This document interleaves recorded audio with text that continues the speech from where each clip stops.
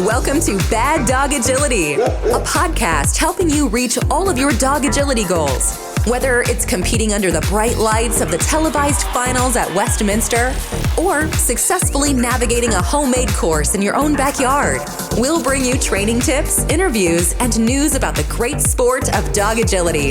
Are you ready? I'm ready. I'm ready. I'm ready. The show starts with your hosts, Jennifer, Esteban, and Sarah.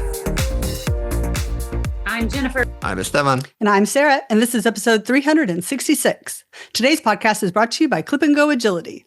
Clip & Go Agility has been innovating high-quality, unique agility products for over 15 years.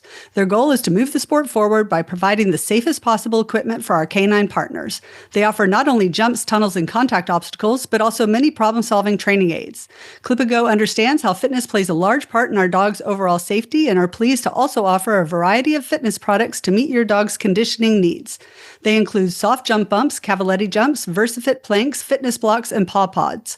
Check them out at clipandgoagility.com/fitness and use promo code BDA10 to receive 10% off any fitness products.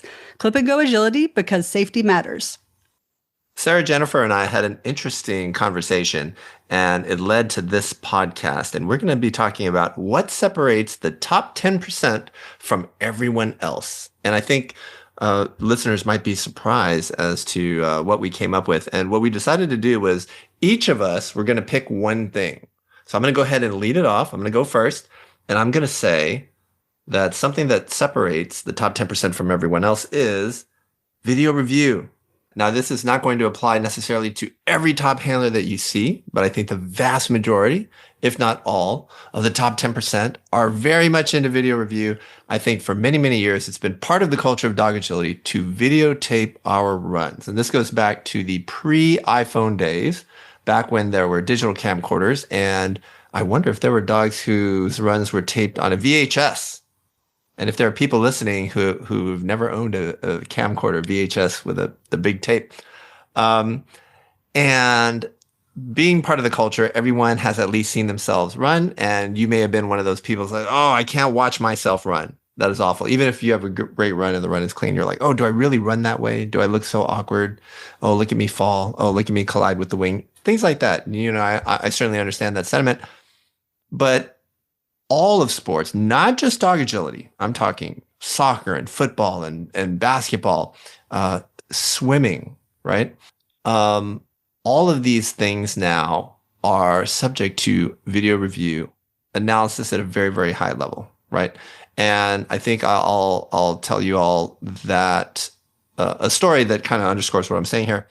And that's after most big competitions, I will typically get a message or two from someone who's been at that competition and didn't win, right? And they want to know what they could have done to win, right? Where they could have saved the 5/100ths of a second that they lost by.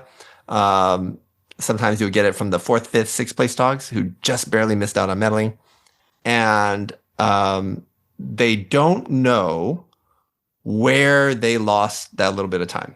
And often when we're getting to these big competitions and you're looking at the top 10% or you're starting to think about the podium, that's how close these differences are, right? And so video analysis is very, very powerful because you just can't catch it with the naked eye. If you're sitting there in the stands and you watch the 10 fastest runs at, say, the Agility World Championship, they're all going to look really, really good. And off the top of your head, you probably can't say, oh, well, it was definitely this person who won, right? That's how close these runs are. That can only be resolved through video analysis, but it is not just for medal contenders at big events. I think it is extremely powerful for beginners because it provides you with such a shortcut.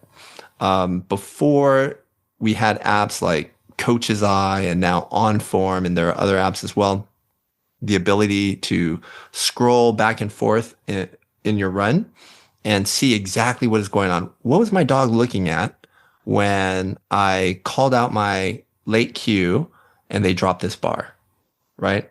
And you can see things that you simply can't catch in real time or even at real speed, right? Because we did not have this ability, even with the digital camcorder, to look at it very conveniently in the way that we can now.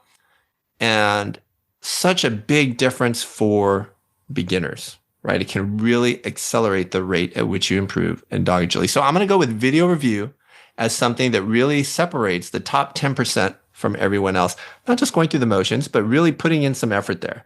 And I think it's going to pay huge dividends for people who invest in making that a part of their dog agility experience. I know for me, I've even used video review to change a little bit of how I've taught. My goal as an instructor is to get my students in that 10%. And I've now used it regularly over the past couple of years during lessons. And ironically, long before we even discussed this topic for a podcast, about 3 weeks ago, I discussed with my husband if we can get a TV and mount it in the training arena just for airplay.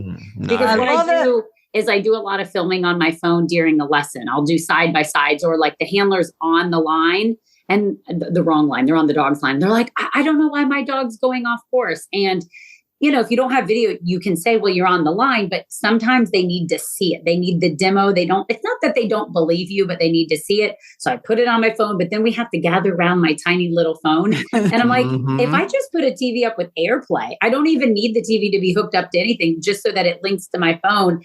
And so having my students watch it like right there, that immediate review is so powerful because they can have the mistake, watch it, see it, we can discuss it, and then turn right around and make those changes. So it's really impacted how I've learned over the years, how I teach, and now how my students are learning. And I genuinely can feel like over the past couple of years and since doing that, the students are improving exponentially from having that as a tool. Yeah, I love it. And I think before you clued me into what you were doing there, one of the things that I was going to say is that I think that this is one of the huge benefits of online training, like slow motion, and to really be able to break down what's happening. And then what Jen's doing is kind of next level, kind of having the best of both worlds, but not every training facility is going to have that option. But with the online training and the video review, putting those two together, you can just really dig deep. When we're looking at video, like when we do our small space exercises and stuff like that, it will often be the case that a 20-second clip of somebody running a sequence might be 90 seconds or even 2 minutes of breakdown of looking at kind of exactly the timing and the position and all of that when you're using video review. I'll add that we were late adopters to do the same kind of video review that we're doing for dog agility for our kids in their sports. So our son, played water polo, and it wasn't until I think it's junior and senior year of high school that we really started taping games and then using Coach's Eye to break down those games, right? We would tape the games and we would have them there for highlights you might send to college coaches and programs that you're interested in, but then using it, analyzing it, circling things here, wiggling it back and forth. And then once Isaac learned, he took it to a whole new level. And then he started doing it himself. That's where his learning and understanding of water polo really took off. And he had a tremendous prep career. Now we started with our daughter even sooner. So now as a ninth grader, she just finished a water polo season and won all kinds of things, right? Like all district and goalie of the year and this and that.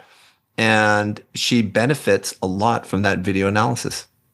Okay, so which of you is going next?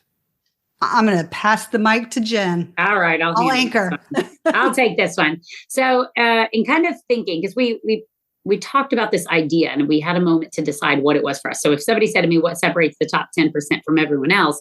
And agility, my mind goes to a very specific list of people. And I kind of think, well, what do they do? And I got very into agility. I thought, no, take a step back. Like take another sport, think any sport, top 10% of golfers, top 10% of race car drivers. And for me, when I really think about it, and golf is kind of my like hobby sport that I follow, I think one of the traits that I would select that is very applicable to agility is the idea of constantly being open to learning from multiple sources, learning at all times, never getting to a point where you're quote unquote too good to learn something new. And this idea that learning is infinite. right? There is no point where you learn it all, right? The sport evolves, the sport changes. So when I look at and think about interviews of high level athletes in any sport, they talk about observing this person or picking up a tidbit here, or they will work from different coaches. I mean, even the best golfers in the world still have golf coaches, and they're learning and they're picking up stuff. So I think the idea of being very open to learning, learning from different instructors. When we talk agility, yes, you may want to have some kind of systematic guidelines. Maybe you say, okay, well, I want to follow positive reinforcement as my philosophy. You do want to have some consistency in kind of a little bit of the big overhead principles. But to say, oh, nope, I'm only going to learn from Susie Q and she's the only one that's ever going to teach me, I think really boxes you in and really limits you.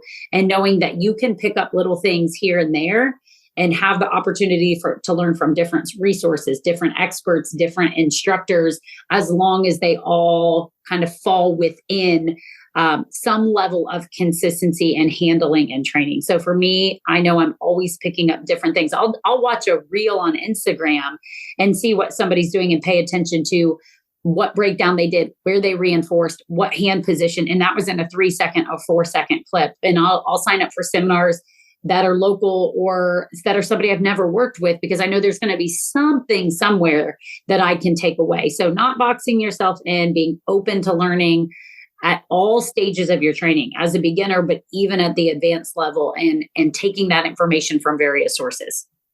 100% agree with you. All right, I'm going to anchor. It's my turn. And what I wanted to talk about is consistency. And so the main aspect that I was thinking of in my head is just the idea of, it's not about going out and having some A+ gold star, amazing session with your dog. And, your dog is brilliant and you're brilliant and everything's coming together. It's more about the consistency over time. So I find that you just have a session with your dog, and then you have another session with your dog, and then week by week, and then month by month. And then, half a year goes by and you look back and you realize that you've come a long way.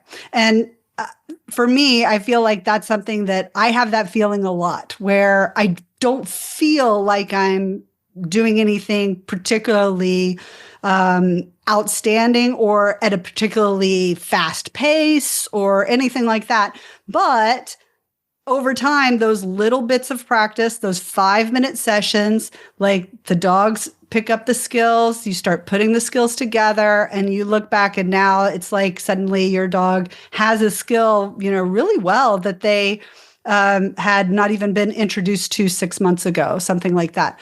So just having that consistency in putting in the work, and it doesn't have to be like a full-time job, and it doesn't have to be every single day.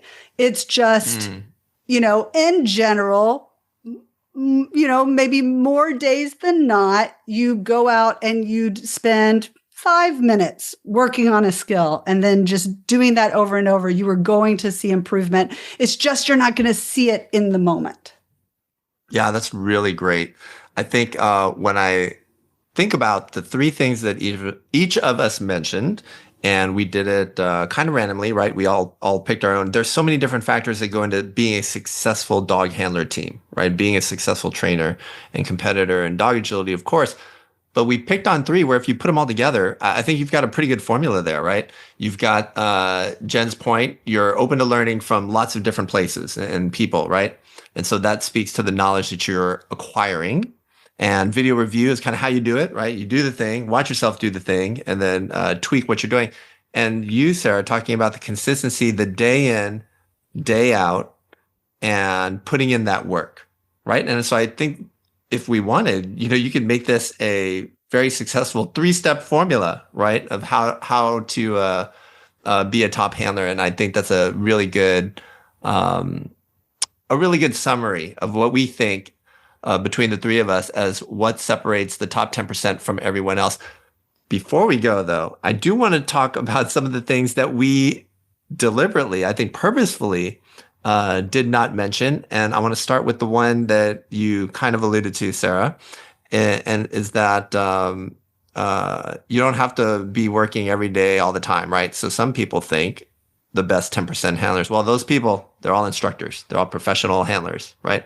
And so I do not think that that is what separates the top 10% from everyone else.